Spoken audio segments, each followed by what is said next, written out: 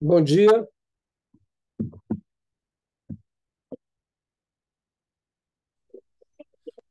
Bom dia, Marcos Cohen. Seja bem-vindo. Bom dia, professora Flávia Cristina.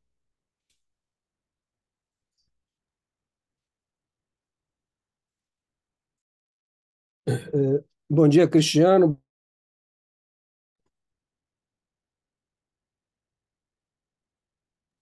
Aguardando aqui a entrada dos demais colegas, né?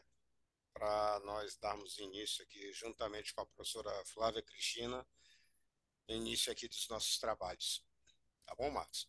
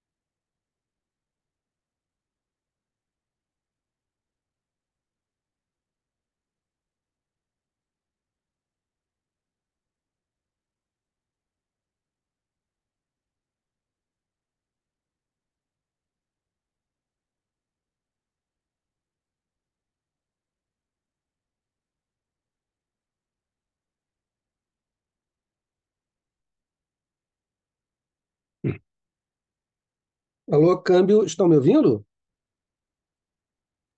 Marcos, estou sim. Ah, tá. Bom dia, Cristiano. Bom dia também, Juliano. 8 e Bom meia, dia. A aguardar aqui sua, a professora Flávia Cristina aqui. a sua voz está um pouco longe. Eu não sei se é só para mim, pode ser que seja um problema aqui do meu alto-falante. E agora, Marcos, você consegue me ouvir? Tá Melhorou? tá um pouco distante para mim também. Não, tá, continua baixo, Cristiano.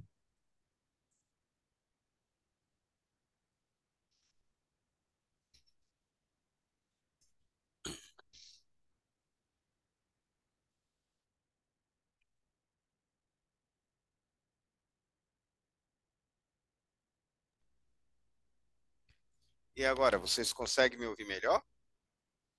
Melhorou. Melhorou sim. Pronto, eu troquei aqui os fones aqui porque fica melhor para.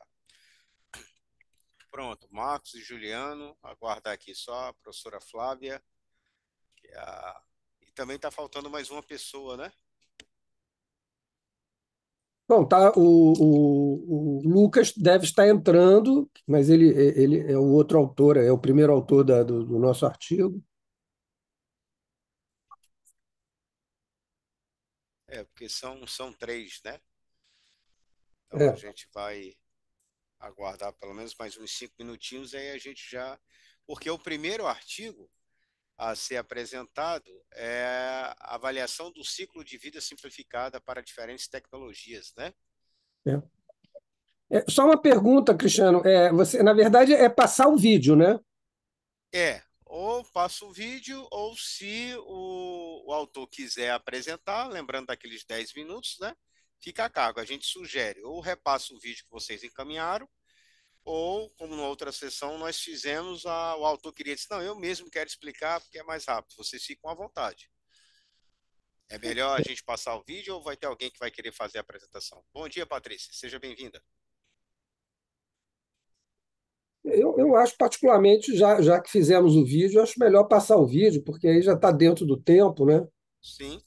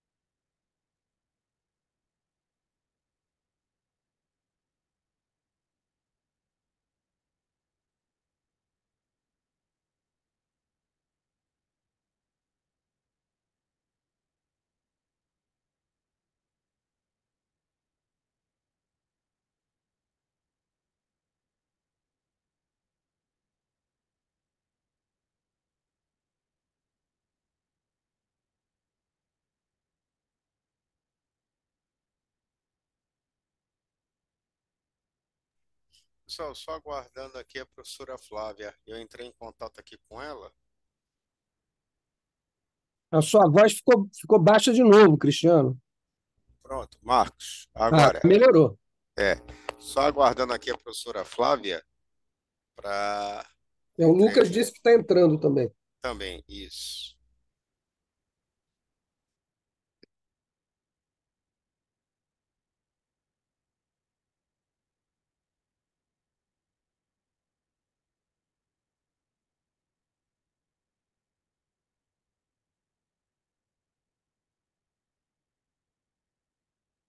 Só uma dúvida, você mesmo tem como passar o vídeo aí, não? Você tem acesso ao. Tenho sim, Marcos. Ah, Ou eu então tá. posso passar por aqui, ou se cada um quiser, tiver, porque eu pego pelo a postagem que vocês colocaram, né, lá no YouTube. Entendi. Mas se você tiver na sua máquina, talvez até mais rápido de postar, caso você queira fazer a postagem, né? Transferir ele.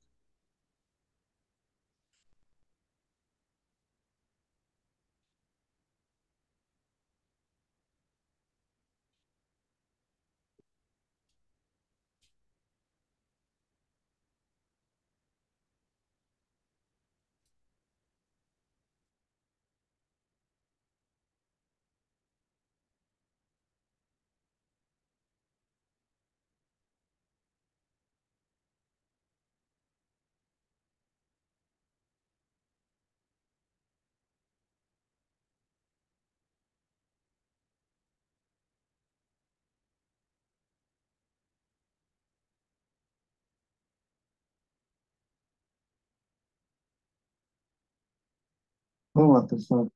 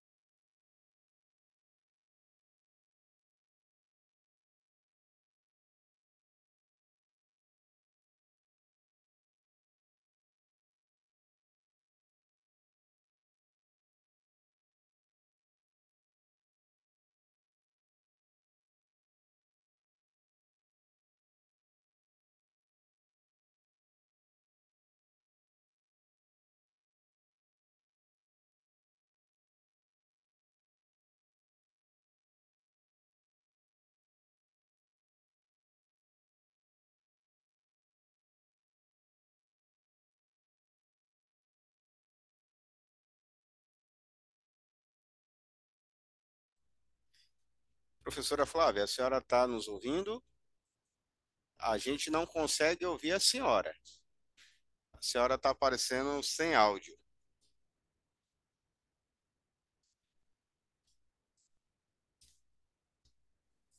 Bom dia, e agora? Agora sim, professora. Agora deu Ah, certo. gente, muito obrigada. Pronto. Desculpe aí esse sufoco com a tecnologia, esse sofrimento Não, mas é e o assim mesmo. atraso.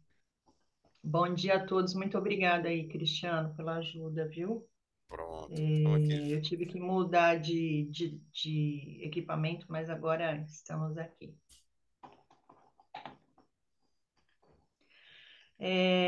Bom, eu gostaria de dar aí as boas-vindas a todos os congressistas, né? Hoje nós temos aí alguns trabalhos para discorrer, alguns trabalhos para conversar. Gostaria de dar parabéns, né, pelos trabalhos enviados, são trabalhos muito interessantes. E podemos aí, Cristiano, dar início, então? Sim, professora. Podemos sim. Nós temos aqui, compartilhar aqui o primeiro a apresentação, né? Uhum. Só um instantinho.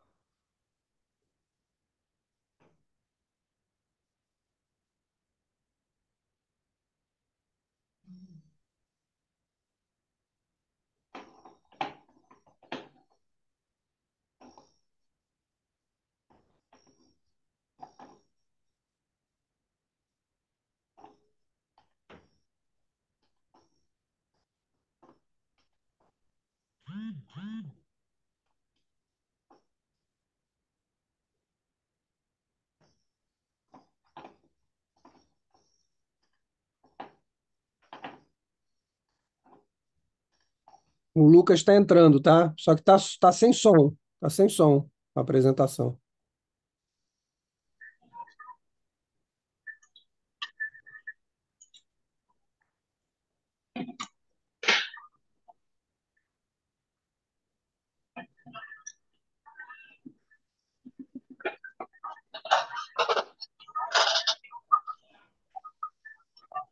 Mas quando você carrega o vídeo, você tem que marcar, na hora de carregar, de compartilhar, acho que você tem que marcar embaixo, umas opções para poder viabilizar o som. Professor, Professor Marcos, vocês estão conseguindo ouvir o som? Não, não Agora, estamos conseguindo ouvir. Professora Flávia? não. Você quer que eu tente passar por aqui? Se você conseguiu, eu agradeço, Marcos. Tá bom, eu vou tentar aqui. Você pode só descompartilhar. Eu não sei se eu posso, eu espero que eu possa compartilhar, né? Só um minuto aqui.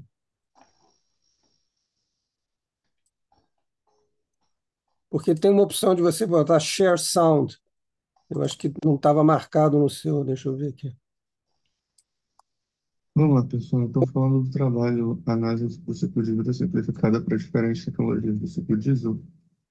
Primeiro, começando pelo contexto investigado, né? O efeito estufa é um fenômeno natural que Estão boa ouvindo? parte da radiação solar causada pelos gases do efeito estufa, ou GEs, aqui está uma tabela que mostra um pouco da contribuição de cada um dentro do total, né? A produtividade, a gente pode ver que o dióxido de carbono é o segundo grupo de maior produtividade e tem no ser humano o principal contribuinte para a sua intensificação, tá? Desmatamento florestal, consumo de combustíveis fósseis e produção industrial. O subsetor de transporte é o de maior contribuição nas emissões brasileiras de CO2, né, 8,6%, e a matriz de transporte brasileira ela é majoritariamente rodoviária, portanto é um pouco distinto de outros países como Estados Unidos, China e Rússia, que têm uma geografia similar, né? E, por exemplo, o uso do modal ferroviário né, muito mais intensivo nesse país do que no Brasil, que tem uma matriz mais forçada para o modal rodoviário. Bom, falando da situação problema, né, ciclo diesel, tecnologias alternativas e distribuição, o óleo diesel, também chamado como óleo diesel A, ou convencional, ele é um derivado do petróleo utilizado em motores de combustão interna e de emissão de compressão. Ele tem aplicação em diversas áreas do setor econômico, como carros, ônibus, caminhões, pequenas embarcações marítimas, locomotivas, máquinas industriais, navios, etc. E que a gente tem uma prestação da cadeia produtiva e distribuição do diesel convencional. A gente, esse trabalho vai focar na parte da distribuição, do transporte, entre a produção e o consumidor final, e na etapa de consumo, né, ou seja, como esse combustível ele é consumido. Tá? Mas a gente tem um ciclo, né, uma cadeia produtiva que começa lá no petróleo, lá na produção, as produções onshore e offshore, e passa pelo refino.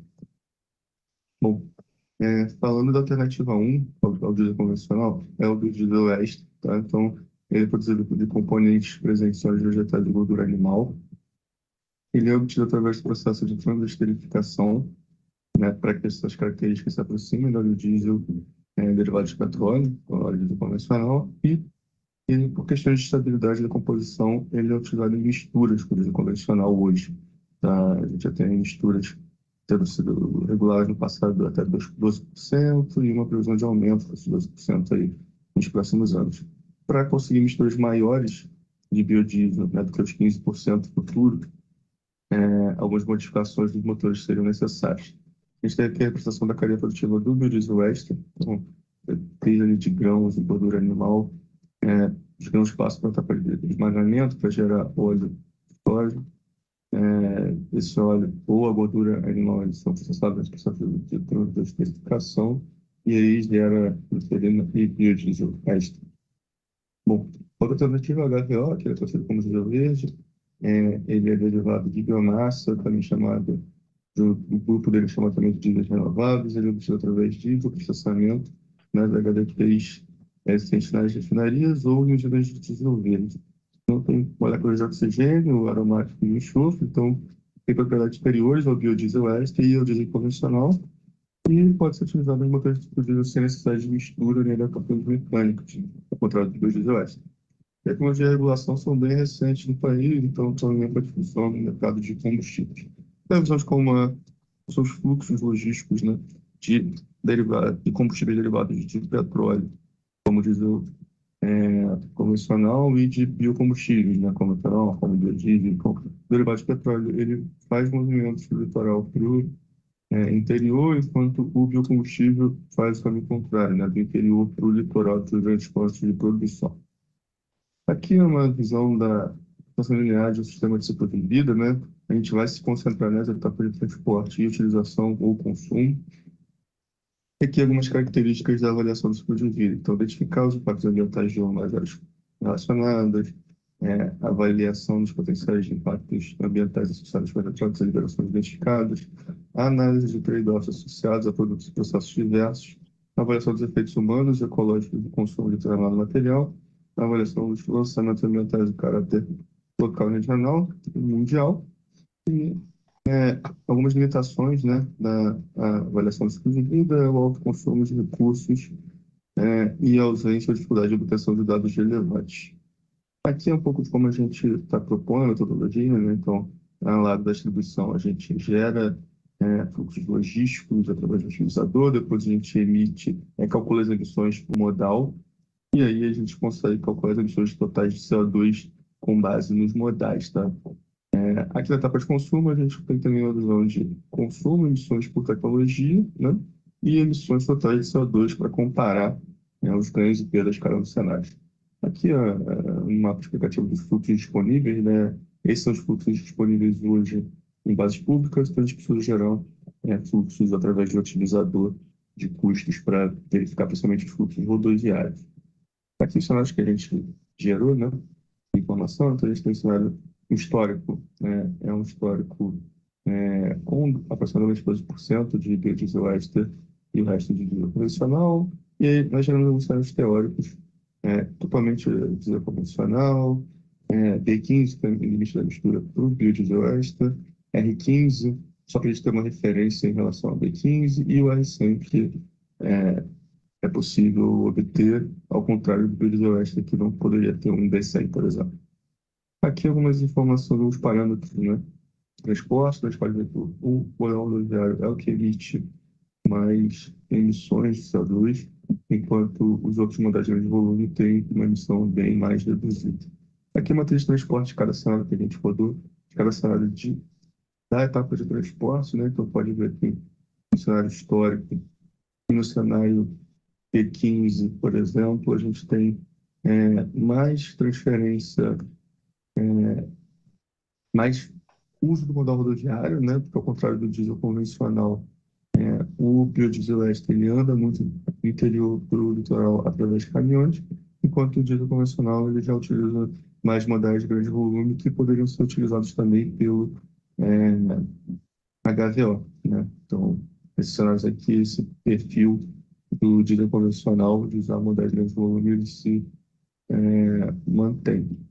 E a emissão de CO2 ela é igual no cenário D100, R15 e R100, por conta de utilizarem as mesmas modais, enquanto no cenário histórico o B15 tem uma emissão maior na etapa de transporte.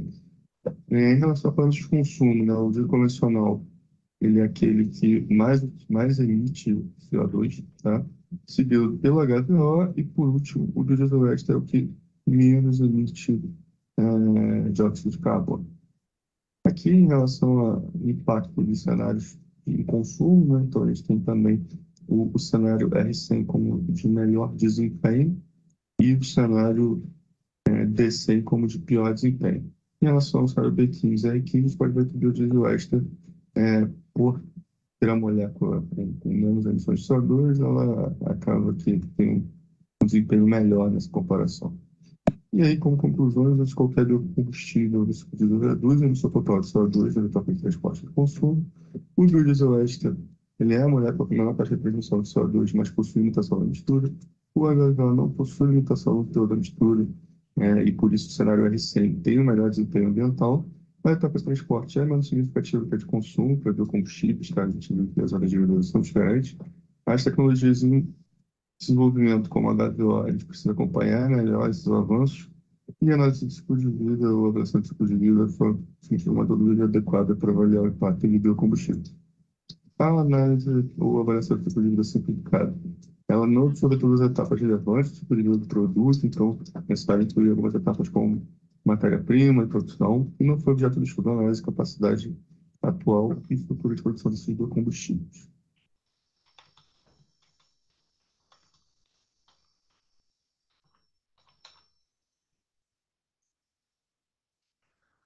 Muito obrigada, Lucas. Marcos, nós vamos apresentar todos os trabalhos e depois debatemos? Oi, desculpe. Nós vamos apresentar todos os trabalhos e depois debatemos, Cristiano? Professor, eu acho melhor, porque aí a gente faria uma relação, porque aí poderia a gente talvez passar mais tempo num do que no outro, e a gente faz depois o compilado. Seria mais interessante, né? Estão E todos de acordo? Professor Marcos, Lucas, professor Juliano? De acordo, totalmente. Ok. Então ótimo. Então, Cristiano, por favor.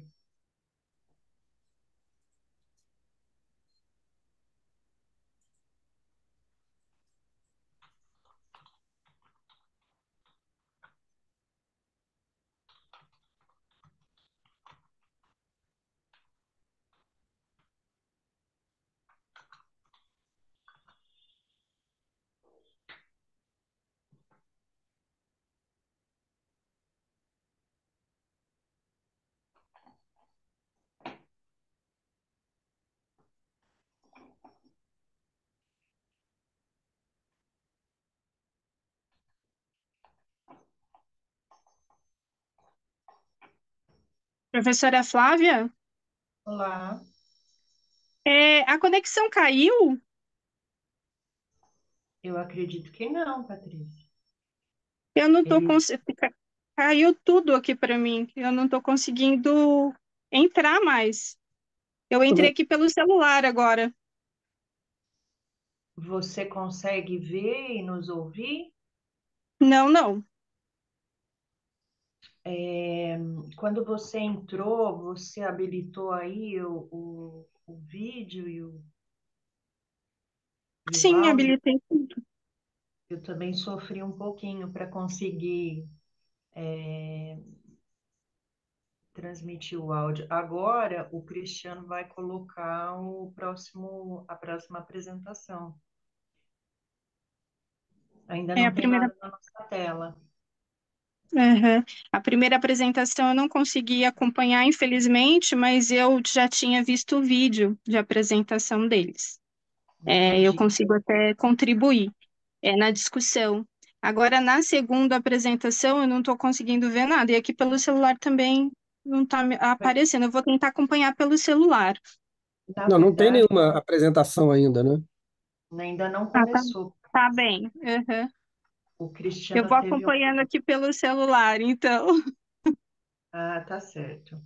Eu só não vou, porque a minha é a terceira apresentação, eu só não vou conseguir compartilhar a tela, porque eu não estou conseguindo entrar pelo meu notebook. O Cristiano compartilha, tá? No Tá momento ele perfeito, só então, teve um professora. problema aqui, mas ele já coloca, tá? Tá certo. Ele Muito pediu um obrigada. minuto de nada. Ele pediu um minuto aqui, porque travou, né? Então Uhum. ele já está restabelecendo aqui e já vai Flávio, fazer as próximas. Oi? você quer que eu tente passar o próximo vídeo daqui, que é do meu trabalho? É o seu próximo, né? É, Eu acho que podemos, né? tá. Vou tentar compartilhar aqui, então, só um minutinho.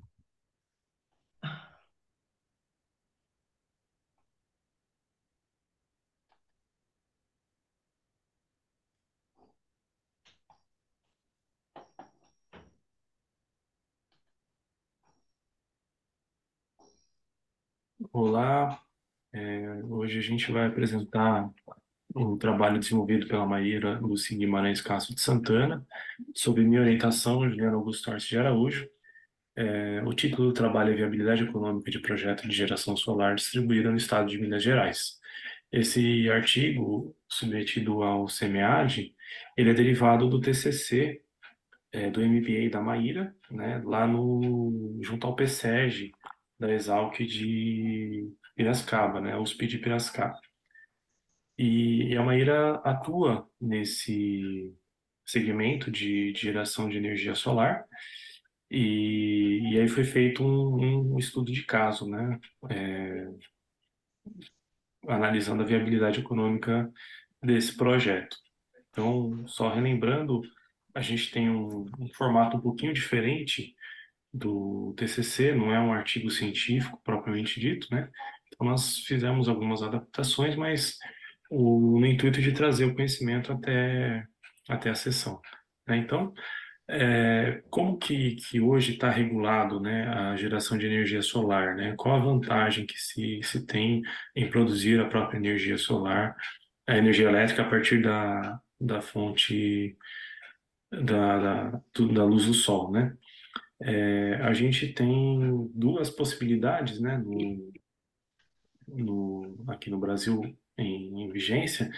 A primeira delas é quando você instala uma usina, uma microusina na própria área de consumo, né? Então, por exemplo, eu instalo na minha casa e aí a usina gera energia para minha casa e o excedente ela joga para a rede pública, né? Para a distribuidora, e a distribuidora utiliza essa energia e esse fornecimento de energia ele gera créditos que eu posso utilizar em até 60 meses, compensando a conta de energia da minha própria residência, né?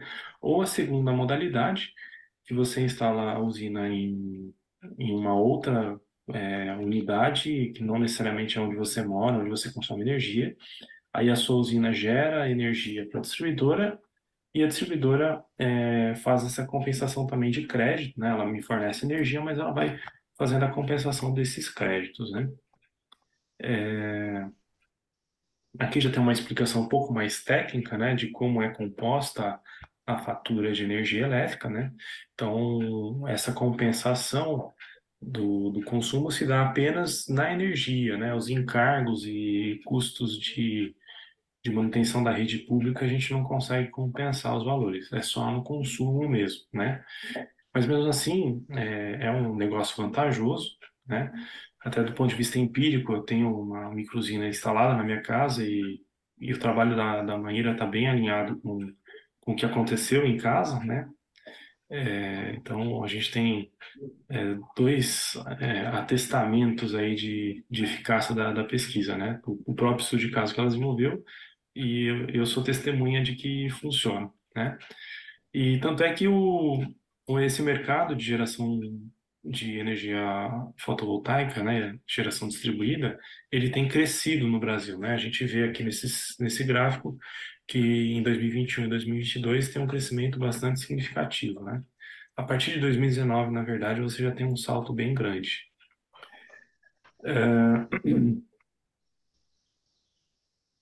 Aí aqui a gente já entra no projeto propriamente dito, né? Então, ela descreve que vai ser construída uma microusina, né? Que vai gerar energia elétrica, mas com o intuito de alugar essa energia. Então, seria como se os consumidores alugassem essa energia estabelecida longe da casa deles, né? E o projeto desenvolvido, esse estudo de caso, ele foi desenvolvido com os olhos do investidor, com o dono da usina, né? Então, esse dono vai alugar por até 30 anos, né? Para consumidores e, e essa produção de energia vai garantir, no mínimo, uma economia de 16% na energia elétrica de cada consumidor, né? A economia mínima. Aqui a gente tem, então, um cronograma de desenvolvimento também do projeto, né? A instalação é relativamente rápida, a instalação e depois a abertura por parte da concessionária, né? É bem rápido. Aí, no próprio artigo, a gente tem o custo do investimento, né? Aqui está em R$ 1.000, né? Então, o custo estimado é de aproximadamente 4,2 milhões de reais. E o custo de operação dessa usina também. E aí, para fins de cálculo de retorno desse investimento, de viabilidade desse investimento, né, ela ainda considerou esses indicadores, né? Então, considerando que a empresa é optante pelo lucro presumido, considerando as taxas de inflação medidas aí pelo IPCA, as taxas de livre de risco, o retorno esperado do capital, né, o custo do capital do investidor, né, exigido pelo investidor.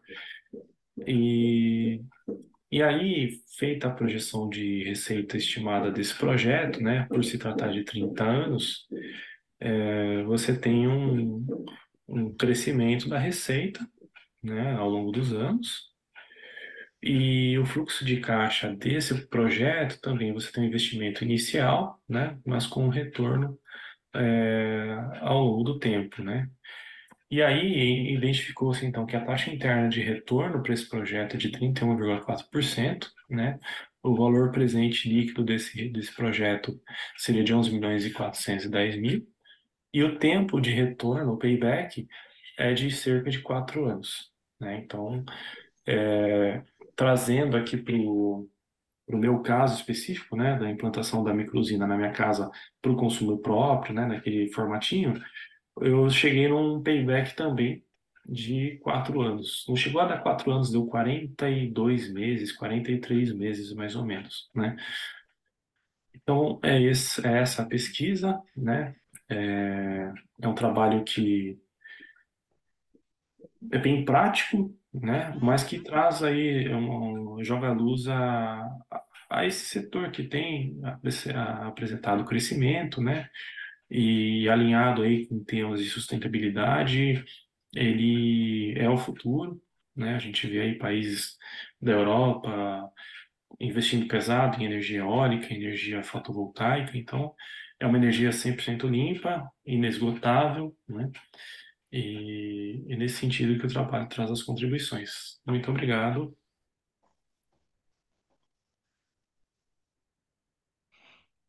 Muito obrigada, professor Juliano, por compartilhar aí o vídeo. Agora eu vou compartilhar o próximo, professora Flávia e colegas. Parabéns também, Lucas e Juliano. E agora vamos para o vídeo da Patrícia.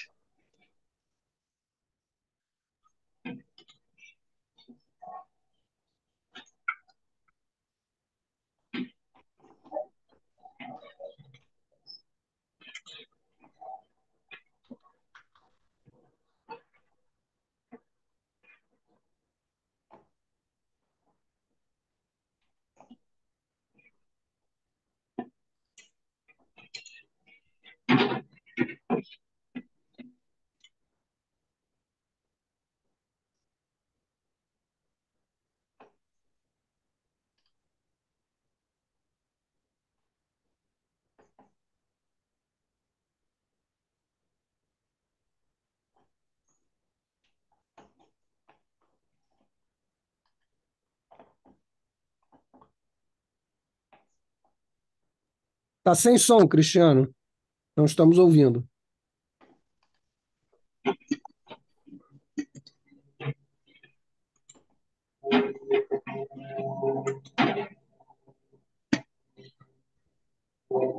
Alô? Alô, professores? Não ouvimos o som, Cristiano. Vocês estão me ouvindo ou não?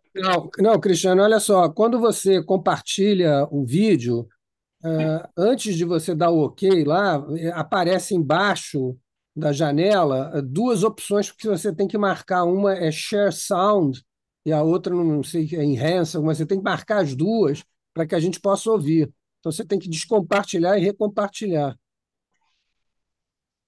marcando essas duas opções na janelinha. Eu coloquei, professor Marcos, quando você vai no áudio, tem aqui áudio set, né? E tem. E aí eu fiz. Que a última opção está aqui marcada, compartilhada, e eu fiz a marcação deles. Bom, então não sei o que está acontecendo com isso aqui. Eu fiz essa marcação, aí quando eu compartilho já começa o vídeo. Patrícia, você tem ele fácil, Patrícia? Você quer... Eu tô no celular, professor, mas se o senhor quiser passar os slides, eu posso fazer a apresentação agora, não tem problema.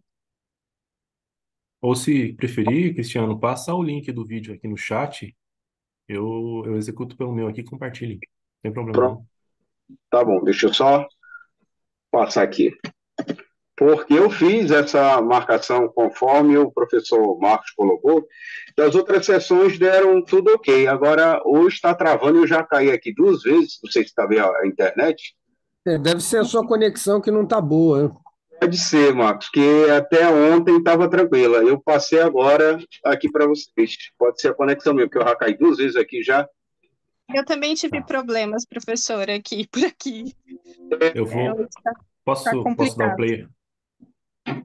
Posso dar o play? Sim, por favor, professor. Beleza. Meus cumprimentos a todos.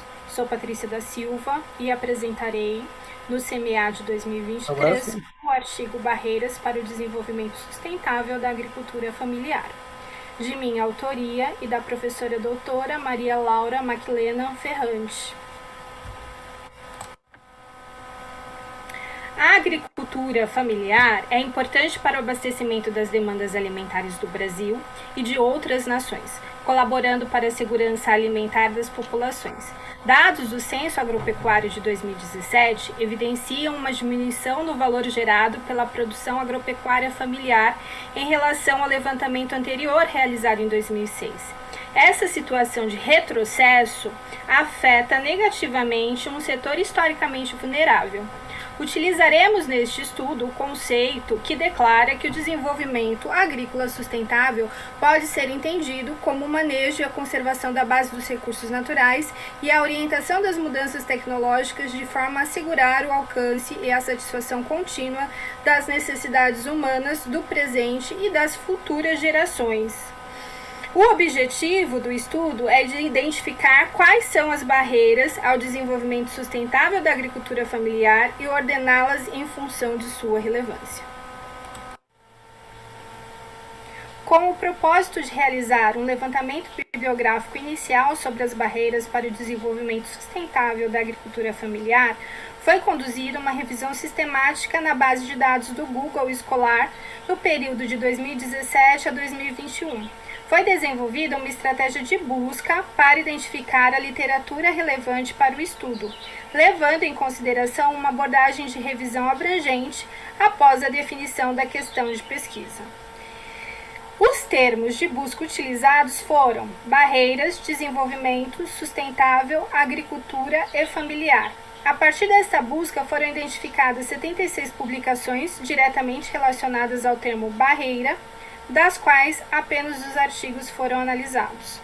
As diferentes barreiras para o desenvolvimento sustentável da agricultura familiar foram organizados e podem ser observadas na figura 1. 1. Cadeias. 2. Crédito. 3. Comportamento humano. 4. Educação. 5. Recursos de produção. 6. Aspectos socioeconômicos. 7. Água e energia. 8. Não incorporação de novas tecnologias. 9. Monoculturas. 10. Políticas públicas. 11. Propriedade. O estudo se vale da estratégia qualitativa desenvolvida com base em dados do assentamento Loiva Lourdes, localizado nos municípios de Borebi e Agudos. A pesquisa combinou 2 métodos de coleta de dados: análise de documentos e grupo de discussão com 11 agricultores familiares. A técnica de grupo de discussão neste estudo teve o intuito de identificar quais as barreiras para o desenvolvimento sustentável da agricultura familiar e o grau de interferência de cada uma delas e sua importância. A intenção de iniciar o grupo de discussão com uma questão norteadora, que foi: o que vocês entendem por desenvolvimento sustentável da agricultura familiar? Era identificar qual a percepção desses agricultores quanto à sustentabilidade, se ela existia, se estava alinhada às perspectivas sociais, econômicas e ambientais. O roteiro que foi pensado para a condução do grupo de discussão considerou 2 momentos. No início da sessão, a moderadora assumiu uma postura menos ativa, com o intuito de deixar falar o grupo para a construção de um discurso conjunto que tinha o objetivo de fazer os agricultores formularem um conceito. Na segunda parte da reunião, a postura da moderadora foi mais ativa no sentido de propor uma sistematização ao grupo, incentivando a discussão para a tomada de decisão e consenso sobre os objetivos estabelecidos dentro do sistema proposto. Na segunda etapa, tendo como base os registros individuais, os agricultores foram convidados a pensar coletivamente e entrar em consenso para responder à questão, elaborando um conceito que respondesse à questão inicial norteadora. Na terceira etapa de trabalho do grupo de discussão, a moderadora apresentou as barreiras de partida identificadas no referencial teórico por meio de cartões de dupla face que continham em uma faceta o nome da barreira e uma imagem associada a ela. No verso, uma breve descrição da mesma barreira. A utilização dos cartões como ferramenta de organização e discussão das barreiras teve como objetivo tornar o tema mais acessível aos participantes.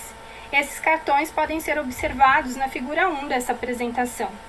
Na quarta etapa da reunião do grupo de discussão, a moderadora propôs um trabalho de análise, solicitando que o grupo classificasse essas barreiras conforme o grau de interferência para o desenvolvimento da agricultura familiar sustentável. Na quinta etapa, foi solicitado aos participantes que ordenassem as barreiras dentro de cada grau, estabelecendo colocações segundo a importância a cada uma atribuída. Neste quadro, podemos observar a classificação feita pelos agricultores familiares participantes do estudo, em graus de interferência das barreiras no seu contexto. Como um alto grau de impacto está água e energia, cadeias de abastecimento, educação, monoculturas, políticas públicas, comportamento humano, crédito, aspectos socioeconômicos associados ao gênero. No grau médio está as barreiras, recursos de produção, não incorporação de novas tecnologias. No grau não se aplica está a propriedade. Conclui-se que os agricultores que participaram do estudo consideram que quase todas as barreiras apresentadas fazem parte do seu contexto, com exceção de uma, propriedade. Isso pode se dar em virtude dos agricultores estarem inseridos em um assentamento de reforma agrária e todos serem donos de suas terras. Observa-se que as barreiras que os participantes identificaram como as que mais impactam o desenvolvimento sustentável de suas propriedades é a água e energia, seguida de cadeias de abastecimento. A primeira barreira identificada destaca a importância da manutenção dos poços artesianos para o abastecimento da água nas propriedades agrícolas. Além de afetar a produção, a escassez de água também pode impactar a qualidade de vida dos agricultores, uma vez que a água proveniente desses poços é utilizada para diversas atividades cotidianas. Desta forma, o apoio da gestão pública é crucial para enfrentar esta questão. Com relação a cadeias de abastecimento, no Brasil há uma disparidade regional que resulta em um desequilíbrio no acesso de alimentos e na ocorrência de situações de segurança alimentar. Por um lado, faltam alimentos e, por outro, os mesmos são desperdiçados. Para mitigar este desafio, ações coletivas são propostas como estratégia para construir canais de distribuição eficientes. Entre as sugestões para a mitigação das barreiras propostas pelo estudo, está a valorização da produção agrícola familiar, adotando formas de agregação de valor que respeitem as questões ambientais e melhorem a escala de produção, cumprimento e desenvolvimento de políticas públicas para aumentar a geração de renda, por consequência, a qualidade de vida das famílias seria melhorada. A seguir, seguem as referências utilizadas no trabalho. Assim encerro minha apresentação, agradecendo a todos pela atenção. Muito obrigada. Muito obrigada aí, Patrícia, Juliana, aí, por nos ajudar aí na apresentação. E muito obrigada. Agora eu acho que nós podemos discutir, então, né, os trabalhos. Começando, então, pelo trabalho do Lucas, né, que foi o primeiro a se apresentar. Lucas e professor Marcos, né, que eu gostaria de saber, esse trabalho, ele é derivação de um trabalho maior, uma dissertação ou tese? Você está me ouvindo bem? Sim. Na verdade, ele é o início da minha dissertação de mestrado, né? Então, a ideia, ela ainda está em produção, mas a ideia é a gente expandir esse escopo que ficou limitado em transporte e consumo para as outras etapas que são relevantes, que devem ser relevantes, né? Que é a parte de matéria-prima, que no caso dos renováveis você tem aquela emissão negativa, né? Ou seja, eles capturam o CO2, e na parte de produção, porque a gente sabe que o refino, por exemplo, ele tem uma emissão também de vários produtos, vários poluentes que devem carregar ainda mais, por exemplo, o consumo quando a gente está falando de produção de derivados. Então, a ideia é realmente expandir o escopo e atualizar algumas diferenças, mas é o derivado da minha dissertação. Muito interessante. Então, pode falar, professor. Não, é só para o trabalho, na verdade, esse artigo ele é fruto de uma monografia que ele fez para a disciplina de mestrado que eu dou de sustentabilidade. E o trabalho ficou muito legal, a gente resolveu submeter, e a partir daí o Lucas realmente decidiu, olha, vou expandir o trabalho para a minha própria dissertação, né? Então, a gente... Entendo. Eu intuí mesmo que fosse um trabalho de sondagem. Primeiro que ele está assim, muito bem estruturado, realmente, né, em termos de dados, né, de apresentar aí as comparações, ele está assim realmente muito sólido. Mas eu acreditei que fosse um trabalho de sondagem, até porque ele se refere a uma fase, né, as outras fases do ciclo de vida realmente requerem tempo, né? Mas eu fiquei curiosa para saber se esses estudos das outras fases já tinham sido feitos. Em breve. Muito bem. Então, assim, Lucas, sobre o seu trabalho, né, eu quero parabenizar, porque é um artigo. Primeira coisa que eu observo no artigo é que ele é um relato técnico que cumpre perfeitamente, né, todas as etapas de avaliar uma situação problema, de sondagem, de apresentar os dados. Então, em termos de estrutura, de redação e de resultados, ele é muito sólido, eu não tenho nada a acrescentar. Uma coisa só que eu sugeriria, né, para fins de publicação, né, que a gente tem que pensar em publicação, né, em colocá-lo para que todo mundo tenha acesso. Talvez aumentar um pouquinho a discussão, né, dos seus resultados em relação aos outros países, né, em termos de transporte, principalmente desse do ciclo Otto, né? Não sei, professor, se é pertinente, né?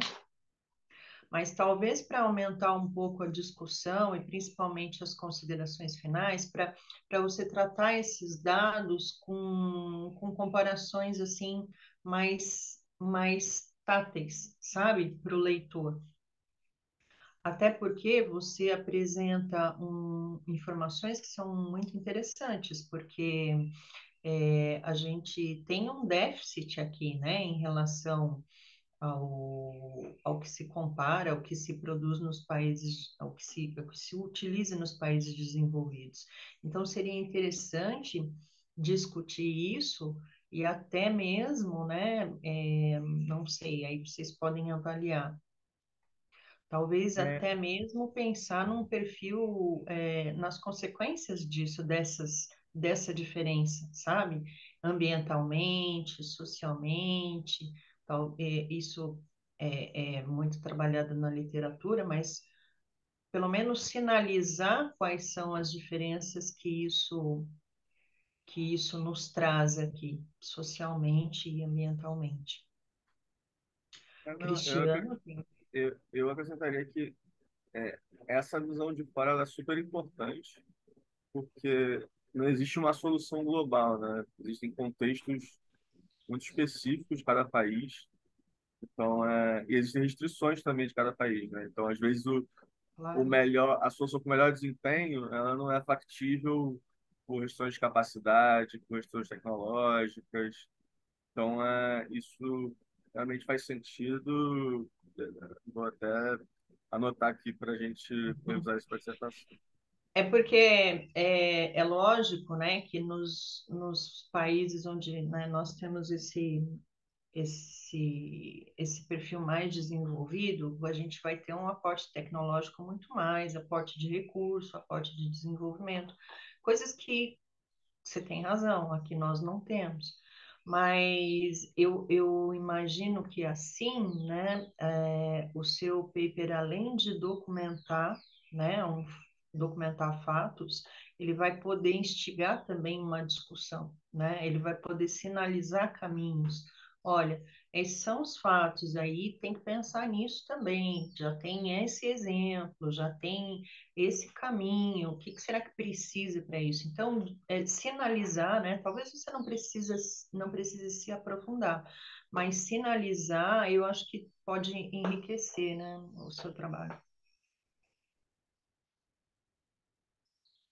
Muito obrigado, professora. Imagina. Cristiano, tem algum comentário a fazer? Só parabenizar, né, mais uma vez, o Lucas e o professor Marcos. O que não é sendo redundante, mas eu ia falar no que o Lucas comentou na análise comparativa, né, com outros países. Aí passa-se uma outra pesquisa, você fazer essa provocação da necessidade, né? O que é que sabe-se o que falta, mas qual o caminho para poder provocar essas mudanças? Até porque o seu trabalho, como a senhora já colocou, professora, que é o que eu ia perguntar, né? Tem o estágio 2 e o 3 que o Lucas comentou aí, que o professor vai estar dando continuidade. E como vai ter esses incentivos, né? Provocar as parcerias vai vir como a parte estrutural, a parte de aplicação efetiva do processo. A gente sabe que existe a deficiência, existe a carência, existe a necessidade, sim. Mas se não provocar isso pela academia, Lucas, vai continuar do jeito que está, né? É. A gente diz isso porque sabe que tem essa lacuna. Mas se não houver essa provocação, e a sua pesquisa mostra isso, né? Há Sim. essa demanda. E trabalho muito bem escrito, pessoal. Parabéns. Obrigado. Bem, parabéns, então, Lucas, professor Marcos, excelente trabalho. É muito bom ver, assim, o trabalho de uma disciplina, né, resultando, assim, já em um produto, né? É bom ver, assim, né, o empenho do aluno em fazer, fico muito contente. Podemos passar ao próximo, então, professor Juliano, que apresentou aqui o seu trabalho. Eu acho que a Patrícia está levantando a mão. Patrícia, quer falar? Sim, eu gostaria de parabenizar o Lucas pelo trabalho e dizer que eu li o artigo, achei muito interessante e eu fiquei assim instigada para ver o desdobramento desse trabalho, porque eu entendi ali que ele dá algumas possibilidades de continuar analisando a cadeia produtiva, né, a matéria-prima e a produção, que são fases que me interessam bastante. Então, eu obtive informações ali que eu desconhecia e que foram importantes para mim para pensar algumas coisas. Ele traz um quadro muito interessante no trabalho dele, que ele dá os percentuais de participação, né, das oleaginosas para a produção do biodiesel. E aí eu vi lá que 30% vem da agricultura familiar, que eu estudo. E aí eu fiquei pensando, né? Porque esses 30% é para alimentação ainda, para alimentação animal, na grande maioria, para ração, né? E a outra parte para a produção de óleo. Eu não consegui ver esses dados lá no trabalho, mas aí depois até eu vou investigar isso. E eu também, como sugestão, né, para o Lucas, uma coisa que me interessaria saber é dos outros, a comparação com os outros, né, com as outras fontes de combustível renováveis. Que servem, né, para veículos e para máquinas. Então, é nesse sentido que eu achei bastante interessante. Parabéns, viu, Lucas? Obrigado, Patrícia. Que legal, nós temos aí. É muito interessante como, né, os temas são interligados, né? Mais alguma consideração? Alguém gostaria de fazer mais alguma colocação? Não? Podemos passar para o próximo, então? Então, é o trabalho de viabilidade econômica de projetos, né, de geração solar distribuída no estado de Minas Gerais, que o professor Juliano apresentou, não é isso? Isso. Ah, bem, professor, eu queria parabenizá-lo também, parabenizar a sua aluna. Desculpe não falar o nome dela, quando eu recebo aqui não tem o nome dos autores. É Maíra. Maíra. Professor, você comentou que esse é um trabalho de MBA, é isso? Isso. Então, eu e a professora Charles, a gente trabalha na Universidade de Ibirapuera, né? No mestrado em administração lá. E eu também oriento alguns TCCs de MBA lá na PSEG Exalc USP, né? Na linha de gestão financeira e controladoria. E, e lá os trabalhos têm quase uma pegada de artigo, né? Tem banca também, e aí a banca é sempre composta pelo orientador e um professor ou da FEA São Paulo, ou da FEA Ribeirão, então o nível de exigência lá é pesado, assim, eu vejo meus alunos lá, é quase uma banca de mestrado.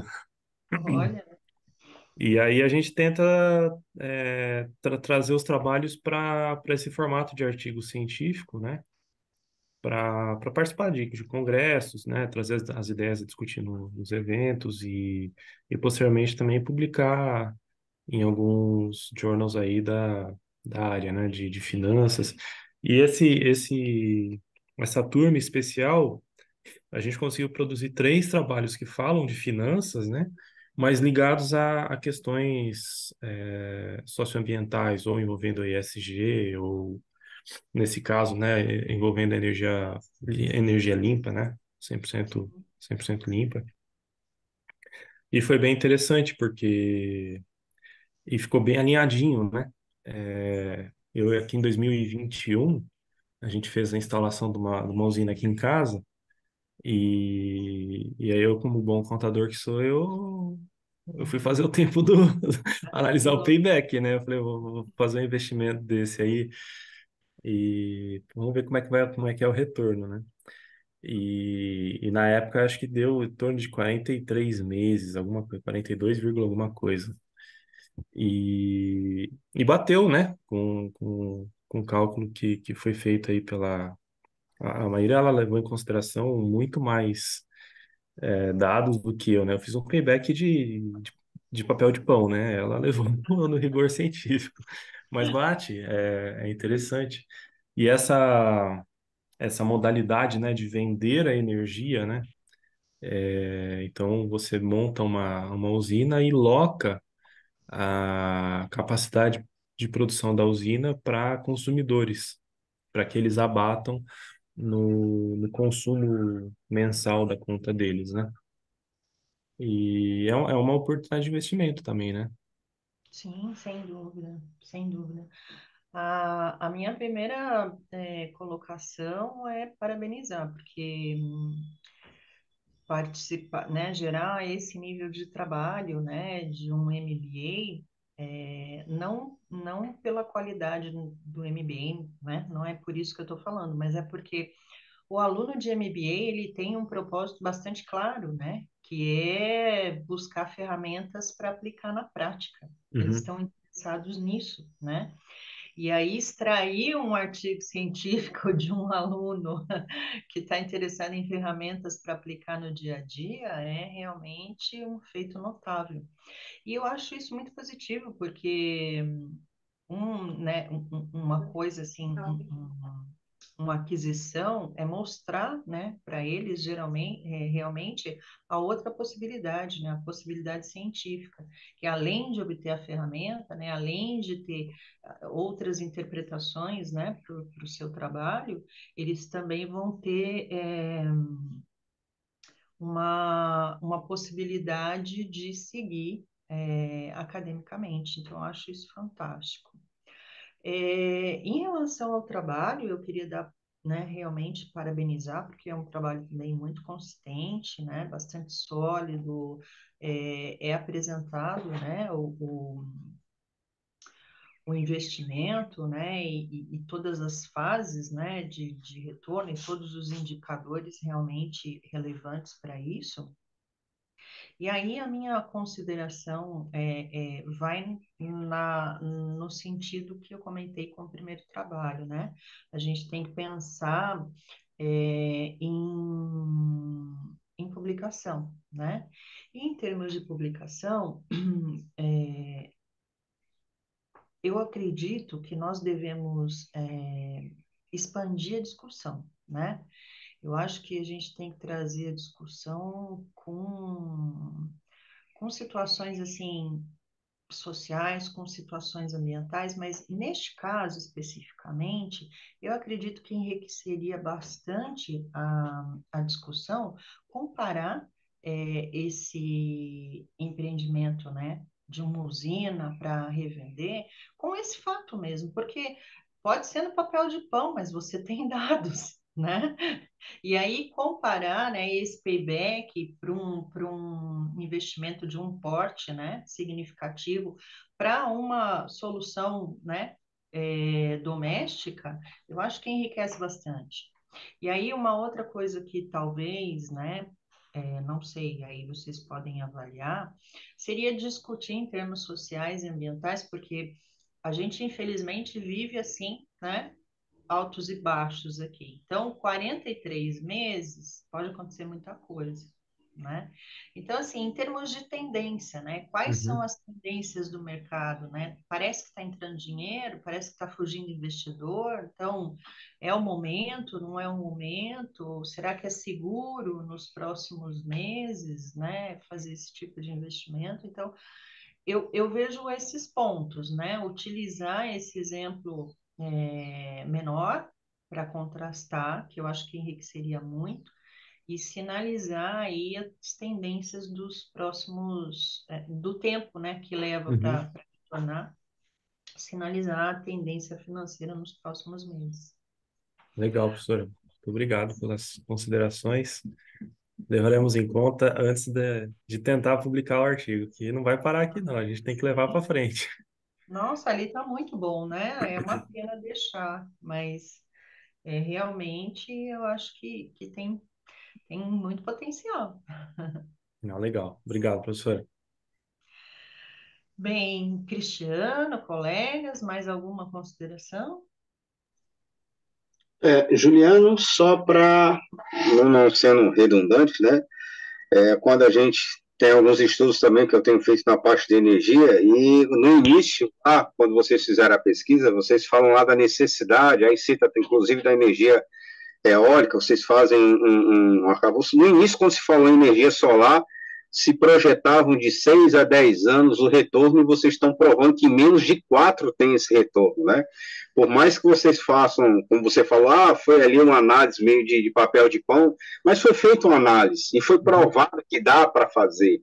Sim. Foi provado, né? Então, assim, quando a gente diz a importância dos estudos acadêmicos, quando a gente fala isso no meio empresarial, quando a gente fala isso para a sociedade, porque foi testado, foi pesquisado, a gente aprofunda e prova que é capaz de fazer. Claro, da mesma forma que a gente falou para o Lucas, que a gente vê as demandas, vê as necessidades, mas a gente provocar isso na comunidade. Vocês fizeram um estudo local em Minas Gerais que pode ser ampliado, não só em Minas, depois na região sudeste, depois ver qual é a viabilidade a nível Brasil, qual seria a melhor probabilidade para que se pega, ou melhor, se busque investimentos para fazer isso, né? Que a pessoa, você entender na sua pesquisa que cada pessoa pode gerar a sua própria energia e vai ter um ganho significativo no final do mês, né? Vocês fazem muito bem isso. Então, é interessante fazer essa provocação, né? Por mais que seja MBA, a gente fala muito, foi um estudo MBA com o professor Marcos, disse, o estudo do Lucas foi da monografia da disciplina. Então, quando sai da disciplina, a gente matura mais as ideias, né? A gente testa mais, a gente aprofunda mais, o trabalho fica mais consistente. Então, é isso que provoca, que há esses tipos de trabalho que tenham continuidade. Segunda fase, terceira fase, ampliando cada uma delas, né? Provocando cada vez mais essa mudança desse modo estático que a gente vê em termos de sociedade. Parabéns, Juliano, pela pesquisa. Obrigado, Cristiano. Muito obrigado. Colegas? Professor Juliano, Oi, Patrícia, tudo bem? é um prazer revê-lo. Parabéns pelo trabalho, parabéns também para a Maíra. Eu achei bem interessante o trabalho e olhando do ponto de vista do que é economicamente viável, até em termos de sustentabilidade, a gente sabe que às vezes as coisas não são viáveis, né, para a grande maioria, quando a gente olha para a população brasileira. Mas o que eu achei muito interessante é a possibilidade da alocação dessa energia Uhum, gerada. Então, para funcionar como um investimento mesmo, né? Como uma possibilidade de investimento, como você colocou, uhum. gerando energia e depois fornecendo, né? E talvez de forma mais acessível para aquelas pessoas que precisem. Você comentou que teve um crescimento, né, do consumo a partir de 2019, provavelmente isso se deu porque as pessoas ficaram também mais em casa, né, por conta de tudo que a gente passou. Então, a demanda por energia e energia residencial tem aumentado. Então, criar possibilidades, né, para distribuir isso de uma forma melhor, de uma maneira limpa, com energia limpa, é sempre muito importante. Então, parabéns pelo trabalho e eu acho que dá bastante pano para manga aí ainda pela frente. Obrigada, Obrigado, professor. obrigado, Patrícia. Mais alguém gostaria de fazer É, alguma colocação? eu fiquei com uma curiosidade, né? Professor, primeiro, dar parabéns pelo trabalho, assim, deu para ver, até mesmo pelos parâmetros financeiros complexos ali que estavam, que realmente não é fácil você calcular a WACC para esse tipo de segmento tão específico. Então, assim, deve ter exigido bastante pesquisa. Eu fiquei com uma curiosidade, acho que vocês, como estão estudando o assunto, talvez possam ter a resposta. Você comentou da aceleração, tinha um gráfico da aceleração, né, desde 2019 desse tipo de atividade. E aí eu queria entender se, na visão de vocês, os principais fatores para essa aceleração foram tecnológicos, ou financeiros, ou regulamentares. O que aconteceu de 18 para 19 e 19 para ter essa curva tão acelerada? Então, a aceleração, falou aí aceleração, aí o rapaz que está cortando mato aqui do lado acelerou a maquininha dele também. Não sei se está indo muito barulho aí para vocês. Nunca O ouvi. rapaz tá nervoso aqui. Mas então, Lucas, eu acho que são alguns fatores, né? A gente passou aí 2019, 2020 com problemas hídricos e geração de energia, principalmente aqui no Brasil, né? Então, a energia fotovoltaica ela surge como uma alternativa de geração de energia.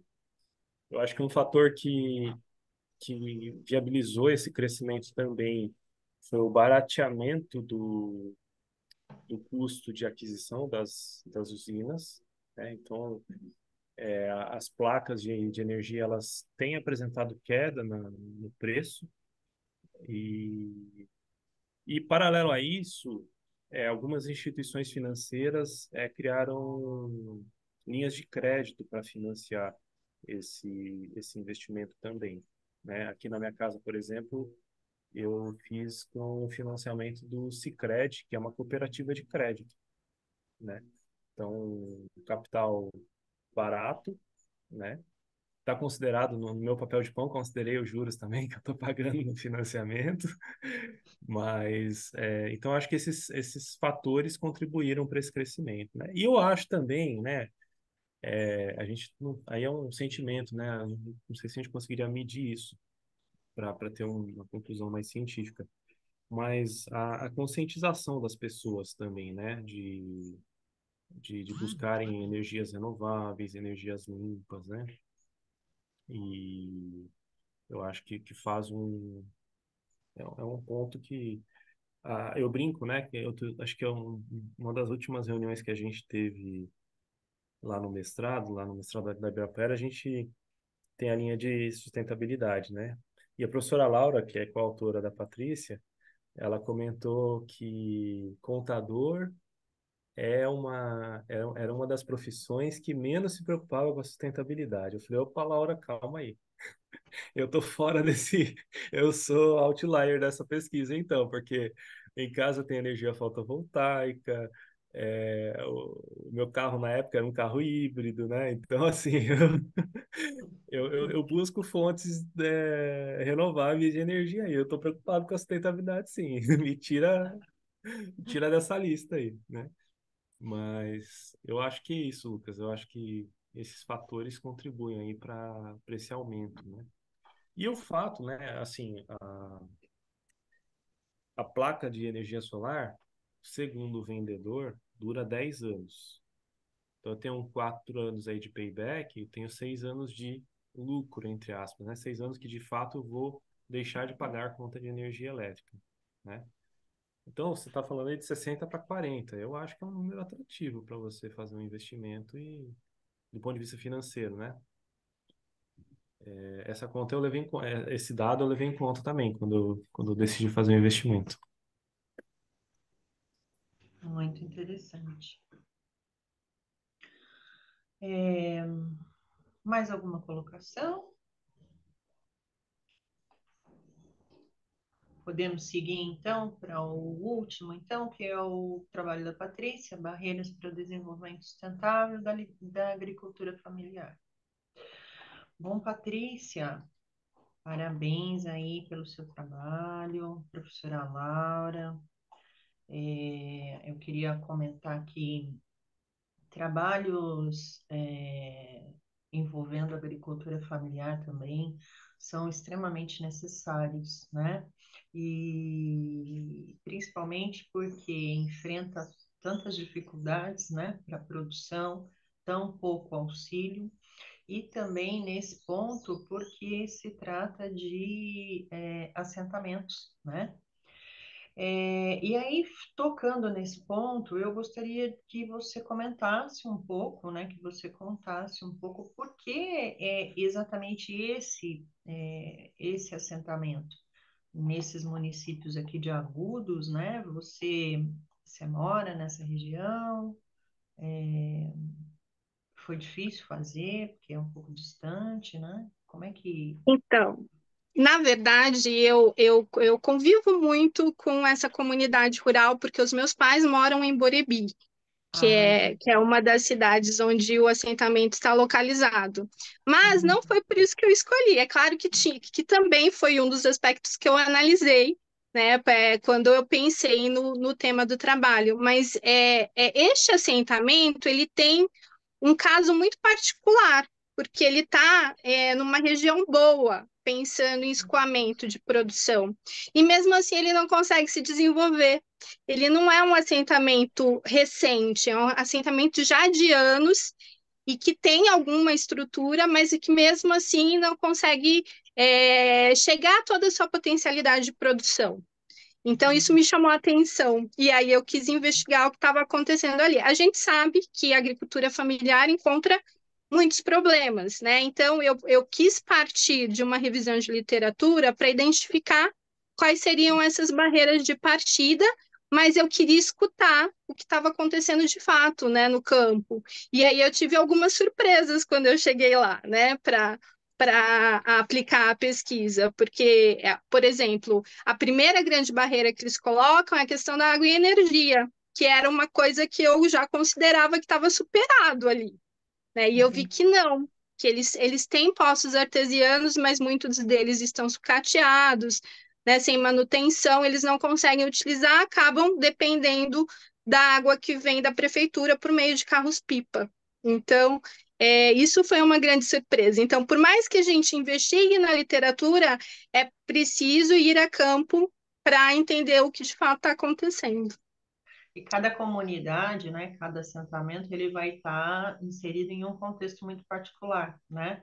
Talvez Exatamente. esse problema, né, dos poços não seja em outro assentamento, né? Não Uhum. aconteça esse assentamento. Muito interessante. Eu só me despertou, né, a curiosidade pela distância, né? Pensei, né, deve ter alguma coisa para ser Uhum. exatamente esse assentamento. E aí, esse trabalho, ele é uma derivação da sua tese, é isso? Da sua dissertação, desculpe. Isso, da minha dissertação de mestrado. Ele é um recorte, né, da dissertação para esse artigo, e aí a gente pretende trabalhar em outros artigos também, abordando a questão da segurança alimentar em alguns aspectos, né, falando também sobre cadeias produtivas, o SAG, sistemas agroindustriais. Então, a gente vai avançar ainda, na verdade, é um começo. Muito interessante. E eu acho que, como você comentou agora, né,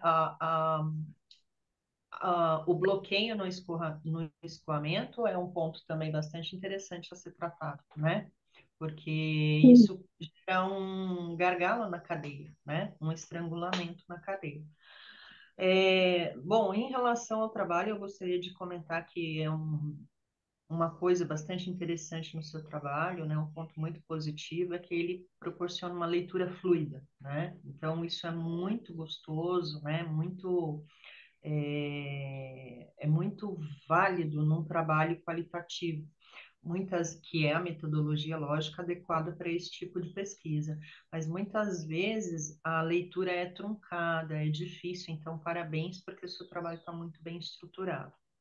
Eu queria fazer só algumas sugestões, e aí as sugestões que eu quero fazer, entenda, só pensando em termos de publicação, né?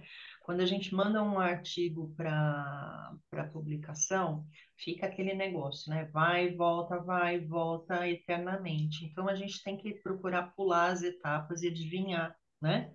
O que os periódicos querem. A primeira sugestão que eu teria para te dar é nesse quadro 1 aqui, né? Você coloca assim, barreiras, depois a definição e os autores. Está corretíssimo, né? Agora, pensando em evitar, né, mais um apontamento para você ter que trabalhar, eu vejo que você coloca aqui, ó, barreiras, cadeia de abastecimento, né? A cadeia de abastecimento, eu não entendo ela como uma barreira. A cadeia de abastecimento, ela seria uma dimensão, né? O que é uma barreira? Ela ser muito longa, ou ser muito curta, ou ser, sei lá, interrompida, né? Então, eu colocaria assim, ou, aí eu te dou duas opções, né? Ou colocar a dimensão, cadeia de suprimentos, e a barreira, interrupção na cadeia. Tá? Ou você coloca, elimina a dimensão e coloca barreira, interrupção na cadeia de suprimentos. Então, deixar ela assim bastante objetiva, né? Para o propósito, né, do seu leitor entender que aquilo é uma barreira. E principalmente porque a gente pensa assim que o seu artigo ele vai ser lido por especialistas, mas ele vai ser lido também por leigos, por quem está entrando na área agora. Então, quanto mais completo ele for, né, quanto mais didático, melhor o alcance dele.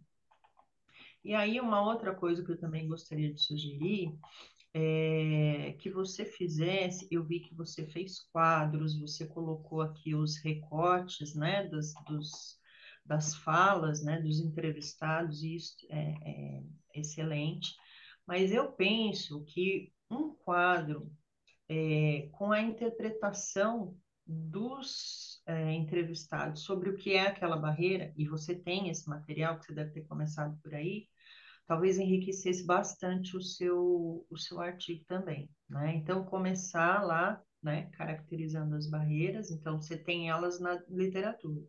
E depois você vai dizer o que é que os seus entrevistados, né, o que que o grupo entende por aquela barreira. Então, isso vai ajudar a contextualizar aquele assentamento particular, né? O que é que ele entende, e isso pode te dar possibilidade de discutir, assim como a gente estava no começo, em Agudos é assim, em outro lugar talvez não seja, então isso vai te dar uma possibilidade de discussão dessa percepção deles em relação ao que está na literatura, que é exatamente o que você disse. E no final, ali, quando você faz a sua consideração final, eu sugeriria ali alguma coisa assim mais gráfica, sabe? Não sei se é um quadro, uma tabela, para a gente ver essa sim, essa não, aquilo, sabe? Essa tanto.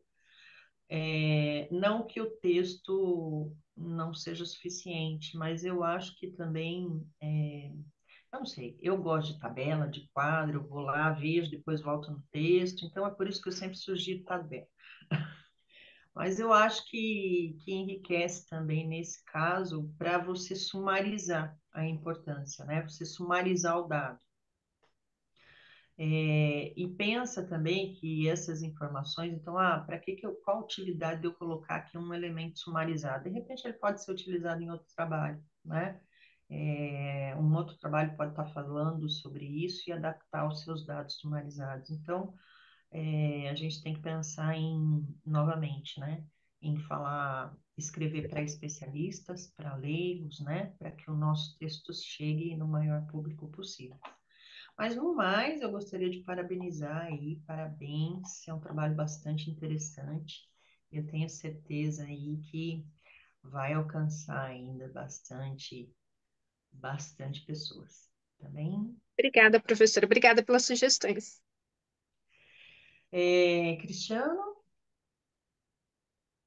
Professora Patrícia, né?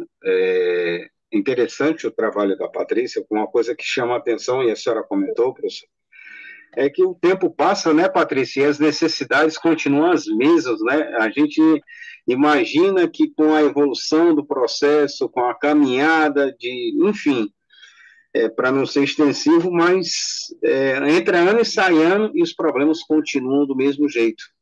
Né, pelo seu trabalho, você foi, não vou dizer nem só precisa, mas você foi bem assim, que eu posso dizer, dentro da estrutura, como você mesmo comentou, que o que você achou que chegando lá não seria um problema, continua sendo. E não muda. Né? Não só no assentamento que você foi, e tantos outros que tem espalhado, continuam as mesmas necessidades. E por que não muda, né? Essa inquietação por que não muda? Por que a gente evolui, a gente caminha, enfim, são vários fatores e você coloca muito bem isso. Você traz provoca essa discussão e diz assim, poxa, existe essa necessidade, você fez lá uma pesquisa qualitativa, a professora Flávia disse que gosta de tabela, a gente que é, pelo menos da área do quant, gosta muito de número, tabela, gráfico, mas a sua pesquisa qualitativa, pela entrevista que você fez, de fato, o texto mostra muito isso, né?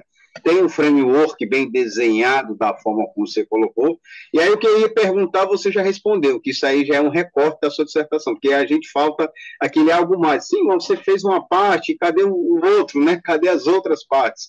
Mas você já explicou claramente aí que é um recorte do seu trabalho, né? Uma pesquisa mais ampla. Parabéns e continue, né, provocando isso e divulgando essas informações, a necessidade que a gente precisa, né? Não só o seu, como os outros trabalhos, o do Juliano e do Lucas, porque a gente diz assim, agora na ciência, aquele período de 2019 a 2021, tudo foi culpa da pandemia. Sim, mas a gente já saiu dela. E agora, né?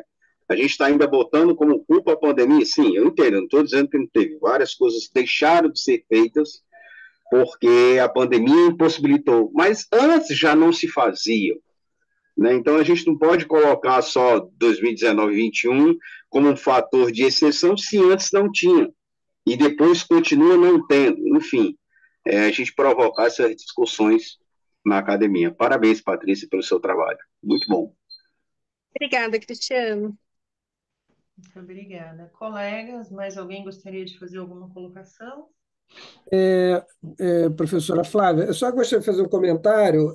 Parabéns, Patrícia, parabéns também ao Juliano, tá? Pelos trabalhos, muito interessantes.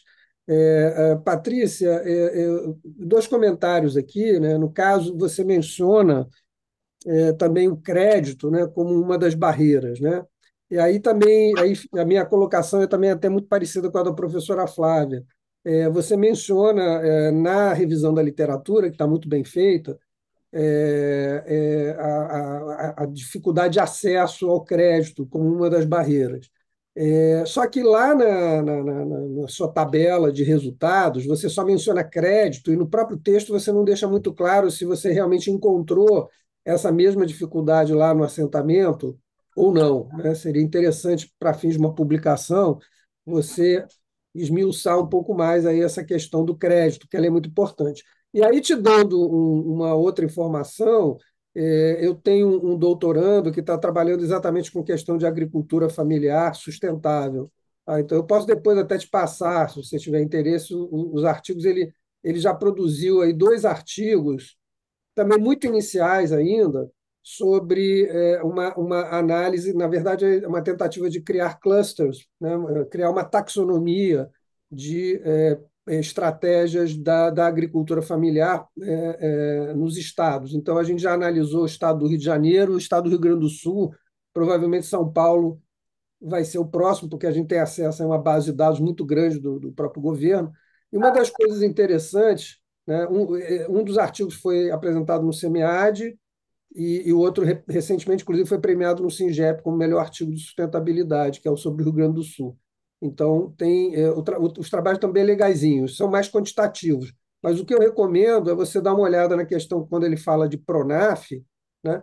Porque uma das conclusões dele, até da própria dissertação de mestrado dele, que não foi comigo, era de que, ao contrário do que se imagina, né, o PRONAF, né, apesar de levar crédito para muitos municípios, né, que têm agricultura familiar, os resultados que ele encontrou foram exatamente de uma correlação negativa, ou seja, quanto mais acesso a crédito, né, a agricultura familiar tinha, nos municípios, menos sustentável ela era, né? Um negócio meio é uma coisa a ser estudada com mais detalhes, né? Mas muitas vezes o que a gente pode dizer é que, às vezes, a intenção do governo é estimular um determinado comportamento, mas às vezes acaba estimulando outro, né?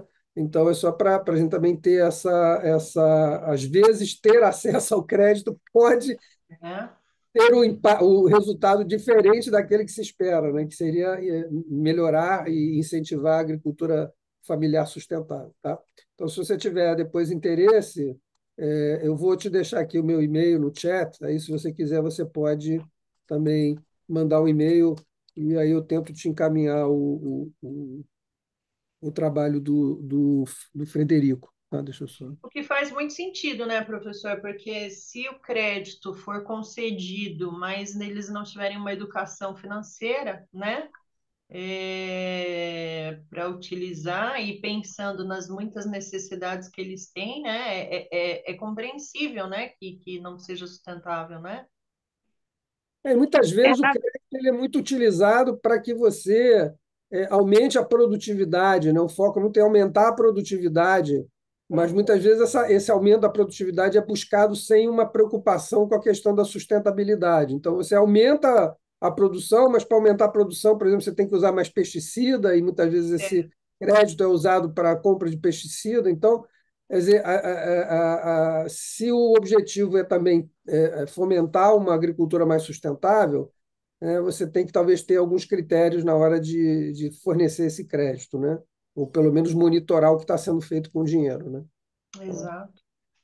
Obrigada, professor Marcos, pelas sugestões, e eu vou querer sim o contato. Eu vou pegar Eu as botei informações no chat, tá? Você pode olhar aí. Tá? no chat. Nesse caso em particular, eles elencam como uma barreira, né, a questão do crédito, mas nas conversas que nós tivemos, eu consegui observar que a grande maioria deles já tiveram acesso ao crédito e não fizeram bom uso dele. Né? Na verdade, assim, né, e essa análise não foi feita em termos de sustentabilidade, né? A gente olhando como um todo, até a questão do aumento da produtividade, eles não conseguiram esse objetivo com o crédito. Então, parte mais para uma educação financeira mesmo, ali, como a professora Flávia colocou, neste caso em particular. Mas o meu trabalho tem esse norte da sustentabilidade. Então, a gente analisa sempre do ponto de vista do que é economicamente viável, socialmente justo e também ambientalmente correto. Né? Então, a gente parte dessa premissa para fazer essa análise. Obrigada, professor. Parabéns. Muito obrigada aí. Mais alguma colocação, colegas? Cristiano, eu acredito que nós precisamos encerrar, então, né, nossa sessão. Nós temos algum aviso ainda? Eu vou. E colegas? Eu tenho que me retirar, tá? Eu tenho um compromisso agora. Muito obrigado. Tranquilo, professor. É só lembrar os colegas de fazer a avaliação, né, antes de encerrar, para não esquecer, que é um requisito do evento, e agradecer a participação de vocês, essa manhã enriquecedora aqui de conhecimentos, bebendo da água da pesquisa de vocês aí, que foram maravilhosas. E que continuem, né, ampliem as pesquisas. Sucesso a todos. Obrigado. Legal, obrigado. Obrigado Bom dia. Bom final de semana, bom evento. Tchau, tchau. Tchau. Tchau, tchau. Obrigada. De nada.